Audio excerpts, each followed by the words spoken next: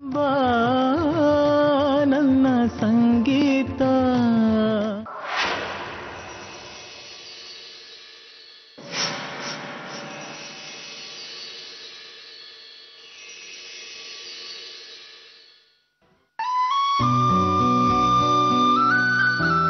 ತುಂಬಾ thanks sir. ಗುರುಗಳ ಮನೆಗೆ ಹೋಗಿದ್ದೆ, ಆದ್ರೆ ನನ್ನ ವೆಹಿಕಲ್ ತಗೊಂಡು ಹೋಗಿರ್ಲಿಲ್ಲ, ಪಂಕ್ಚರ್ ಆಗ್ಬಿಟ್ಟಿತ್ತು. ಅದಕ್ಕೆ ಆಟೋದಲ್ಲಿ ಒಟ್ಟಿನಲ್ಲಿ ಇವತ್ತು ನಿಮ್ಮನ್ನ ನಾನು ಡ್ರಾಪ್ ಮಾಡ್ಬೇಕು ಅಂತಿತ್ತು. ಅದಕ್ಕೆ ನಿಮ್ ವೆಹಿಕಲ್ ಪಂಕ್ಚರ್ ಆಗಿದ್ದು, ಆಟೋ ಕೆಟ್ಟು ನಿಂತಿದ್ದು, ಅದೇ ಸಮಯಕ್ಕೆ ನಾನು ಅಲ್ಲಿಗೆ ಬಂದಿದ್ದು. ಅಮ್ಮ ಹೇಗಿದ್ದಾರೆ? ತುಂಬಾ ಚೆನ್ನಾಗಿದೆ. ಮೂರೊತ್ತು ನಿಮ್ ಬಗ್ಗೆನೇ ಮಾತಾಡ್ತಿರ್ತಾರೆ. ನನ್ ಬಗ್ಗೆನೇ ಮಾತಾಡ್ತಾ ಇರ್ತಾರ? ಅವರಿಗೆ ನಿಮ್ ಹಾಡು ಅಂದ್ರೆ ತುಂಬಾ ಇಷ್ಟ, ಅದಕ್ಕೆ ನಿಮ್ಮನ್ನ ತುಂಬಾ ಹಚ್ಕೊಂಡ್ಬಿಟ್ಟಿದ್ದಾರೆ. ಎಷ್ಟು ವಿಚಿತ್ರ ನೋಡಿ, ಯಾವ ಸಂಬಂಧನೂ ಇಲ್ಲದೆ ಇರೋ ನಾವು ಈ ಸಂಗೀತ ಅನ್ನೋ ವಿಷಯದಿಂದ ಎಷ್ಟೊಂದು ಹತ್ರ ಆಗ್ಬಿಟ್ಟಿವಲ್ಲ. ಇರಿ, ನಿಮ್ಗೊಂದು ಸರ್ಪ್ರೈಸ್ ಕೊಡ್ತೀನಿ.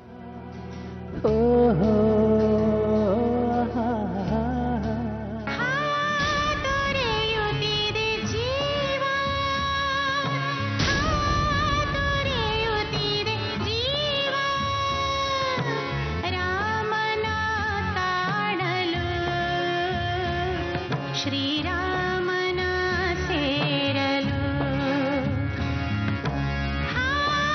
ದೊರೆಯುತ್ತಿದೆ ಜೀವ, ದೊರೆಯುತ್ತಿದೆ ಜೀವ, ರಾಮನ ತಾಳಲು ಶ್ರೀರಾಮ. ಏನಾಯ್ತು? ಈ ಹಾಡು ನಾನ್ ಹಾಡೇ ಇಲ್ಲ. ತುಂಬಾ ಆಶ್ಚರ್ಯ ಆಗ್ತಾ ಇರ್ಬೇಕಲ್ಲ. ಈ ಹಾಡನ್ನ ನನ್ನ ಹೆಂಡತಿ ಹಾಡಿದ್ದೆ. ನಿಮ್ಮ ವಾಯ್ಸು ಅವಳ ತರನೇ ಇದೆ. ನಿಮ್ಮಿಬ್ಬರ ಕೈಲೂ ಒಂದೇ ಹಾಡನ್ನು ಕೊಟ್ಟು ಹಾಡಿಸ್ಬಿಟ್ಟಿದ್ರೆ ಯಾವ ಹಾಡನ್ನ ಯಾರು ಹಾಡಿದ್ದು ಅಂತ ಕಂಡುಹಿಡಿಯಕ್ಕೆ ಕಷ್ಟ ಆಗ್ತಾ ಇತ್ತು. ಆಗ್ತಿತ್ತು ಅಂದ್ರೆ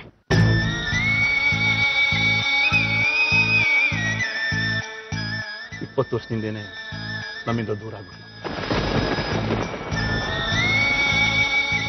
ಇಲ್ಲಾಂದ್ರೆ ಇಲ್ಲಿಲ್ಲ, ಇಲ್ಲಿದ್ದಾಳೆ. ಈ ಕಾರಣಕ್ಕೆ ಅಮ್ಮ ನಿಮ್ಮನ್ನು ತುಂಬಾ ಹಚ್ಚಿಕೊಂಡಿದ್ದಾರೆ. I am very sorry sir. ಅಮ್ಮ ಯಾವತ್ತೂ ಈ ವಿಷಯನ ನನ್ನ ಹತ್ರ ಹೇಳೇ ಇರ್ಲಿಲ್ಲ. ನನ್ನ ತಾಯಿ ಮನಸ್ಸೇ ಹಾಗೆ. ಸಂತೋಷಗಳನ್ನು ಹಂಚ್ಕೋತಾರೆ ಹೊರತು ದುಃಖ ನೋವುಗಳನ್ನಲ್ಲ. ಅವತ್ತು ಸಂಗೀತ ಕಾರ್ಯಕ್ರಮದಲ್ಲಿ ನಾನೊಂದು ವೀಣೆ ನೀವು ಪ್ರೆಸೆಂಟ್ ಮಾಡಿದ್ನಲ್ಲ, ಅದು ನನ್ನ ಹೆಂಡತಿ. ದಿನಾಲು ಆ ವೀಣೆ ನುಡಿಸ್ತಾ ಇಡೀ ಜಗತ್ತನ್ನೇ ಮರಿತಾ ಇದ್ರು. ಅವಳು ಸಂತೋಷವಾಗಿರೋದು ಆ ದೇವರಿಗೆ ಅದ್ಯಾಕೆ ಇಷ್ಟ ಆಗ್ಲಿಲ್ವೋ ನನಗೆ ಇವತ್ತಿಗೂ ಅರ್ಥ ಆಗ್ತಾ ಇಲ್ಲ. ಅವಳನ್ನ ನಮ್ಮಿಂದ ತುಂಬಾ ಬೇಗ ಕಿತ್ಕೊಂಡ್ಬಿಟ್ಟ.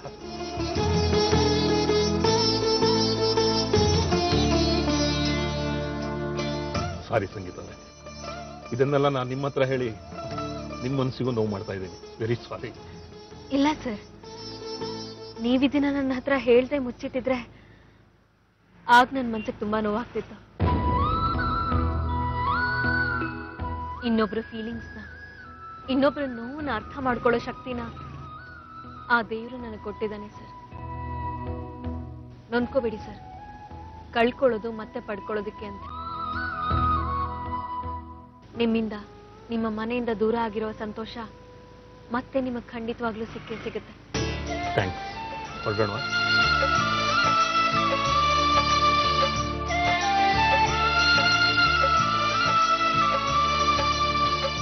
ಇದೇ ನಮ್ಮ ಮನೆ.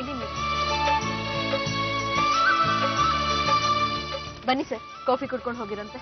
ಇಲ್ಲ, ನಿಮ್ಮ ಮನಸ್ಥಿತಿ ನಂಗೆ ಅರ್ಥ ಆಗುತ್ತೆ.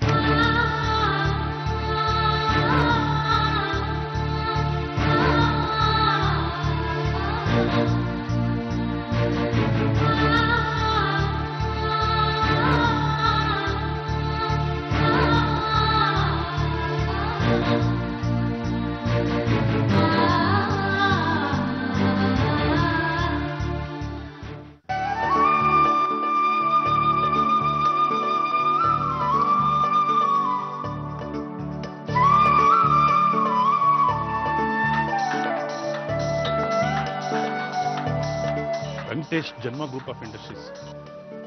ನಮಸ್ಕಾರ ವೆಂಕಟೇಶ್, ಏನು ವಿಷಯ? ಕಂಗ್ರಾಚುಲೇಷನ್ಸ್. ಇವತ್ತು ನಮ್ಮ ಕಂಪ್ನಿ ಮೀಟಿಂಗ್ ಇತ್ತು.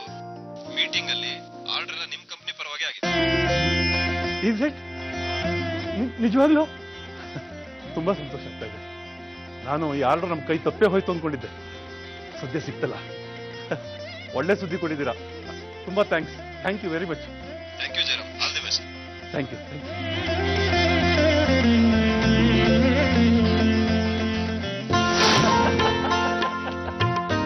ನಿಮ್ಮ ನೋಡಿ ಎಷ್ಟು ವರ್ಷ ಆಯ್ತು, ಇವತ್ತಿಗೂ ನೀವು ಹಾಗೇ ಇದ್ದೀರಾ. Thank you mister Anand. College ಡೇಸ್ನಲ್ಲಿ ನೀವು ನಮ್ಮ ಸೀನಿಯರ್ ಆಗಿ ನಮಗೆ ಕೊಟ್ಟ ಗೈಡ್ಲೈನ್ಸು, ನಿಮ್ಮ ಸಿನ್ಸಿಯಾರಿಟಿ, ಗ್ರೇಟ್, ಅನ್ಫರ್ಗೆಟಬಲ್. ಹೌದು, ಫೋನ್ ಮಾಡಿ ಅರ್ಜೆಂಟಾಗಿ ಬನ್ನಿ, ಒಂದು ಮುಖ್ಯವಾದ ವಿಷಯ ಮಾತಾಡೋದಿದೆ ಅಂದ್ರಲ್ಲ, ಏನದು? ನಾವು ಕಾಲೇಜ್ನಲ್ಲಿ ಪ್ರಾಕ್ಟೀಸ್ ಮಾಡುವಾಗ ಇನ್ ಫ್ಯೂಚರ್ ಒಂದು ಸೂಪರ್ ಸ್ಪೆಷಾಲಿಟಿ ಹಾಸ್ಪಿಟಲ್ ಮಾಡೋಣ ಅಂತ ನಿರ್ಧಾರ ಮಾಡಿದ್ವಿ, ನೆನಪಿದೆಯಾ? ಹಾ, ಈಗ ಆ ಮಾತನ್ನ ನಿಜ ಮಾಡೋಣ ಅಂತ. ಮತ್ತೆ ನೀವು ಫಾರಿನ್ನಿಗೆ? ಎಲ್ಲಿಗೂ ಹೋಗೋದಿಲ್ಲ, ಇಂಡಿಯಾದಲ್ಲೇ ಇರಬೇಕು ಅಂತ ಡಿಸೈಡ್ ಮಾಡಿದ್ದೀನಿ. ಸೂಪರ್ ಸ್ಪೆಷಾಲಿಟಿ ಹಾಸ್ಪಿಟಲ್ನ ನಿಮ್ಮ ಜೊತೆನೇ ಸೇರಿ ಮಾಡಬೇಕು ಅಂತ ತೀರ್ಮಾನ ಮಾಡಿದ್ದೀನಿ. ಅಂದ್ರೆ ನಾನು ನಿಮ್ಮ ಪಾರ್ಟ್ನರಾಗಿ ಬರಬೇಕು ಅಂತ ಹೇಳ್ತಾ ಇದ್ದೀರಾ? ಏನು ಮಾತು ಅಂತ ಕೇಳ್ತಾ ಇದ್ದೀರಾ? ನಾವು ನೀವು ಎಷ್ಟು ಕ್ಲೋಸ್ ಫ್ರೆಂಡ್ಸು. ನಾನು ಹಾಸ್ಪಿಟಲ್ ಮಾಡೋದಾದ್ರೆ ನಿಮ್ಮ ಪಾರ್ಟ್ನರ್ಶಿಪ್ಪಲ್ಲೇ ಮಾಡಬೇಕು ಅಂತ ಡಿಸೈಡ್ ಮಾಡಿದ್ದೀನಿ. ಅಲ್ಲ, ಅದು ನಿಮ್ಮ ದೊಡ್ಡತನ, ದಟ್ಸ್ ಗ್ರೇಟ್ ಥಿಂಗ್ ರಿಯಲಿ. ಆದರೆ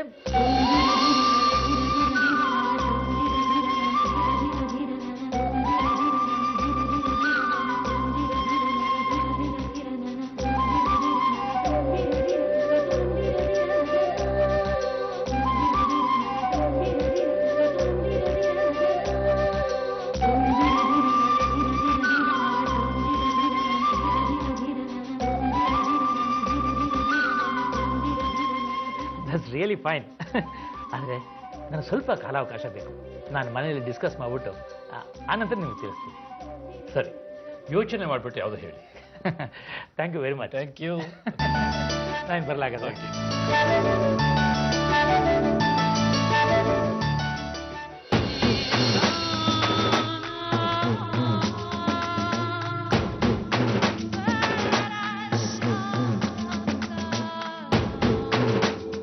ವಿಷಯ ಏನಿರಬಹುದು? ನಾನು ಕ್ಲಿನಿಕಲ್ಲಿ ಬ್ಯುಸಿ ಇರ್ತೀನಿ, ನೀನೇ ಏನಾದರೂ ಬಿಸ್ನೆಸ್ ಮಾಡು ಅಂತ ಹೇಳ್ಬೋದಾ?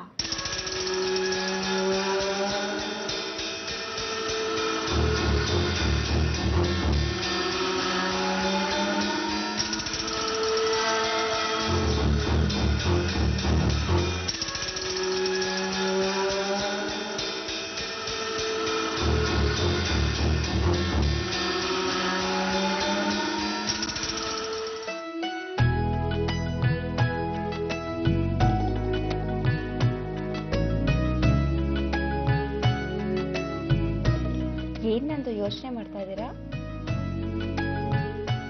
ಅದೇ ಆಮಿನಿ, ಮೊನ್ನೆ ನೀನು ಏನಾದರೂ ಬಿಸ್ನೆಸ್ ಮಾಡಿ ಅಂತ ಹೇಳಿದ್ಯಲ್ಲ, ಅದಕ್ಕೊಂದು ಆಫರ್ ಬಂದಿದೆ. ಅದೇನು ಮಾಡಲಿ ಅಂತ ಯೋಚನೆ ಮಾಡ್ತಾ ಇದ್ದೆ. ಯಾವ ಆಫರ್ ನಂದು ಅದು? ನನ್ನ ಫ್ರೆಂಡ್ ಒಬ್ಬರು ಅಬ್ರಾಡಲ್ಲಿದ್ದಾರೆ. Is also a doctor.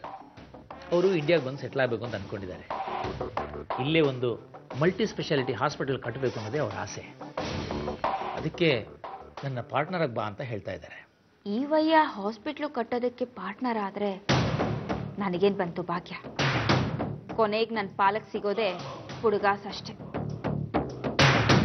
ಅದ್ರ ಬಗ್ಗೆನೇ ಯೋಚನೆ ಮಾಡ್ತಾ ಇದ್ದೀನಿ.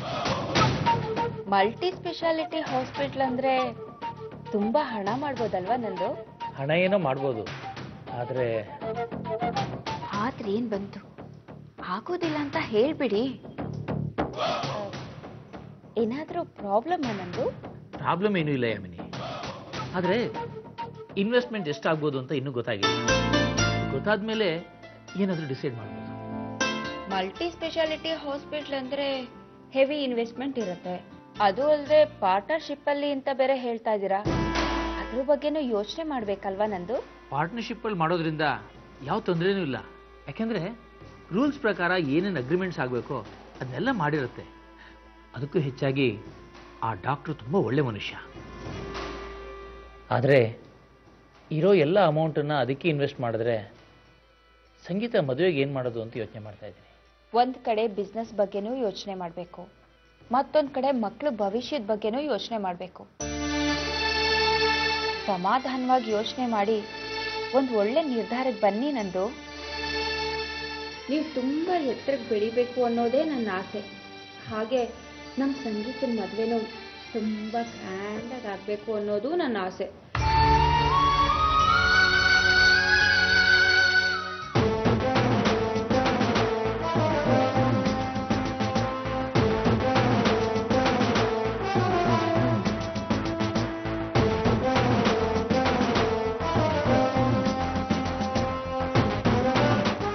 ಓಹೋ, ಡೆಂಟಲ್ ಡಾಕ್ಟ್ರು ಬಾವಾಜಿ.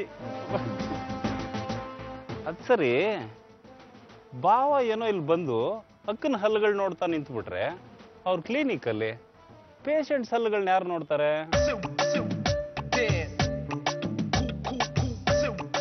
ಬಾವ ಏನೋ ಈಸಿಯಾಗಿ ಬಂದು ಅಕ್ಕನ ನೋಡ್ಕೊಂಡು ಹೋಗ್ತಾರಪ್ಪ. ಆದ್ರೆ ನಾನು ಅವ್ರ ಮಗಳ ಸಂಗೀತನ ಹೆಂಗ್ ನೋಡೋದು?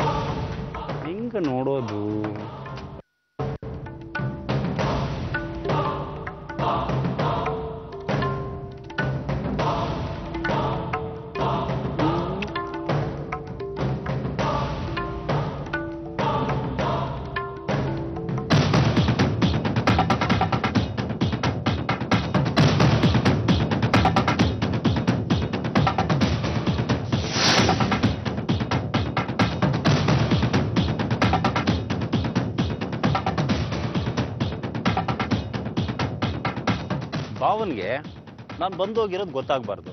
ಅವ್ರು ಬಂದಾಗ ಅವ್ರ ಎದುರುಗಡೆ ಅತ್ತಾನೆ ಬರ್ತಾ ಇರೋ ಥರ ಡೌ ಮಾಡಬೇಕು. ಓಕೆ?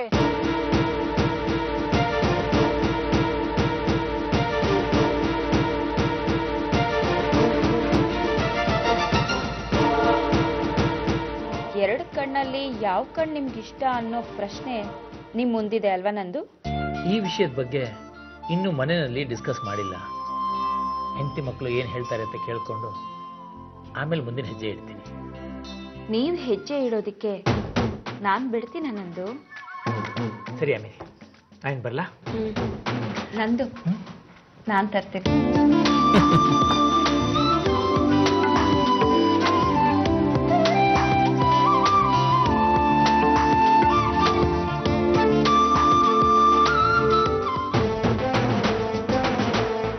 ನಾನೇ ಮಾಡ್ತೀನಿ, ನೀನು ಫೋನ್ ಮಾಡಕ್ಕೆ ಹೋಗ್ತೀನಿ.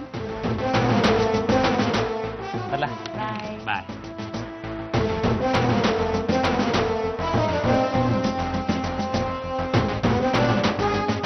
ಏನಾಯ್ತು ನಂದು? ಟೈರ್ ಪಂಚರ್ ಆಗಿದೆ ಅಮಿನಿ. ಯಾಕೆ ಬಾವ ಆಚೆನೆ ನಿಂತ್ಬಿಟ್ರೆ?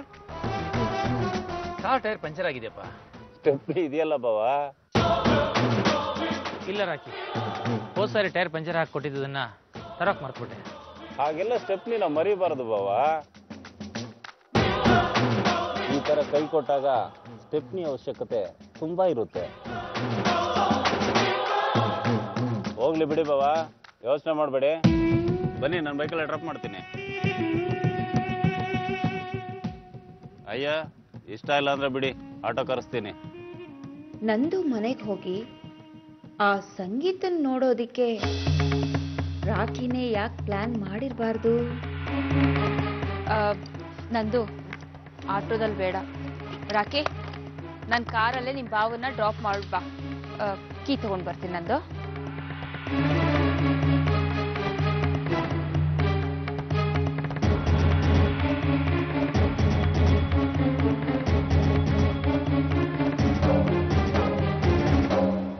ಕೌಂಟ್ರು ಕೊಡೋದ್ರಲ್ಲಿ ನಮ್ಮಕ್ಕ ಪಂಟ್ರು. ಎಷ್ಟೇ ಆದ್ರೂ ಸೇಮ್ ಬ್ಲಡ್ ಅಲ್ವಾ? ರಾಕಿ ತಗೋ, ನಿಮ್ ಬಾವನ್ ಸೇಫಾಗಿ ಕರ್ಕೊಂಡು ಹೋಗ್ಬಿಟ್ ಬಾ. ಕಾರಲ್ಲಿ ಕುತ್ಕೊಂಡು ಜಾಸ್ತಿ ಅವ್ರ ತಲೆ ತಿನ್ಬೇಡ. ಮಧ್ಯಾಹ್ನ ತಿಂದಿರೋ ಬೋಟಿನೇ ಕರಗಿಲ್ಲ, ತಲೆ ತಿನ್ನೋದತ್ತೆ. ಹೋಗೋ. ನಾನು ಹೋಗ್ತೀನಿ. ನಂದು ಹೋಗ್ತೀನಿ ಅನ್ಬಾರ್ದು, ಹೋಗ್ಬಿಟ್ಟು ಬರ್ತೀನಿ ಅನ್ಬೇಕು. ಹೋಗ್ಬಿಟ್ಟು ಬರ್ತೀನಿ. ಬಾಯ್.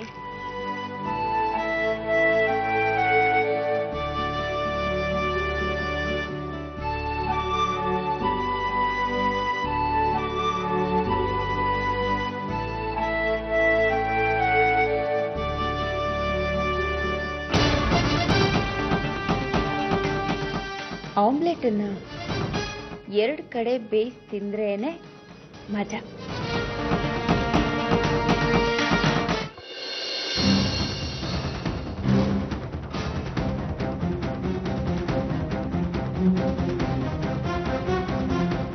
ಇಲ್ಲೇ ಕಾರ್ ನಿಲ್ಸು. ಯಾವ್ದು ಬಾವ ಮನೆ? ಇಲ್ಲೇ ಸ್ವಲ್ಪ ಮುಂದೆ ಇದೆ. ಮತ್ತೆ ಯಾಕೆ ಇಲ್ಲಿ ಇಳಿತಾ ಇದ್ದೀರಾ? 3ನೇ ಸೆಟಪ್ ಏನಾದ್ರು ಇದೆಯಾ? ಶಟ ಪೈಸೆ, ಬಾಯಿಗೆ ಬಂದಾಗೆಲ್ಲ ಮಾತಾಡ್ಬೇಡ. ನಾನು ಇಲ್ಲೇ ಇಳಿತೀನಿ, ನೀ ಹೊರಡು. ಪರವಾಗಿಲ್ಲ, ಮನೆವರೆಗೂ ಬಿಡ್ತೀನಿ ಬಾವ. ಬೇಡ ಅಂತ ಹೇಳಿದ್ನಲ್ಲ. Thank you.